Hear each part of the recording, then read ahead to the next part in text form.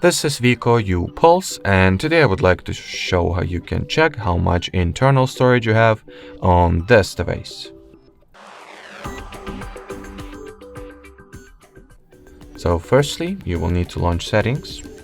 Then you gotta find and enter the storage category. Here it is. And at the internal shared storage page, you can see how much total space you have, how much of it is currently available, and other useful information such as what part of the storage is occupied by system, by apps, images, videos, audio, or other cached data.